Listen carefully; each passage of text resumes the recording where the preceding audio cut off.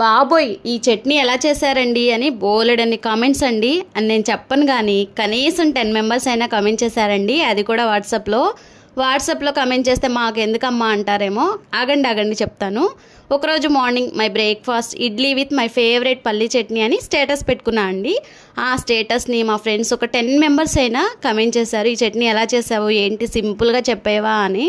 వాళ్ళతో పాటు నేను మీకు కూడా షేర్ చేస్తున్నాను చూడండి. ఫస్ట్ పల్లీలని వేయించుకుని పొట్టు తీసి పక్కన ఉంచుకోవాలి. ఆ తర్వాత ప్యాన్లోకి కొంచెం ఆయిల్ వేసుకుని స్పైసీకి తగ్గట్టు ఎండుమిర్చి వేసుకోండి, చాలా బాగుంటుంది. అలాగే గుప్పెడు కరివేపాకు, 1 టేబుల్ స్పూన్ జీలకర్ర, 4-5 వెల్లుల్లి రేకలు, అలాగే కొంచెం చింతపండు వేసుకుని మిక్సీ జార్లో వేసుకుని కొంచెం టేస్ట్కి తగ్గ సాల్ట్ వేసుకుని వాటర్ అడ్జస్ట్ చేసుకొని చక్కగా పల్చగా మనం మిక్సీ పట్టుకొని ఆ తర్వాత తాలింపు పెట్టుకుంటే దోశ, ఇడ్లీ, గారె, ఉప్మా అన్నిట్లోకి సూపర్ కాంబినేషన్. తప్పకుండా మీకు నచ్చుతుంది, ట్రై చేయండి. అండ్ మా ఫ్రెండ్స్కి మీకు కూడా షేర్ చేశాను.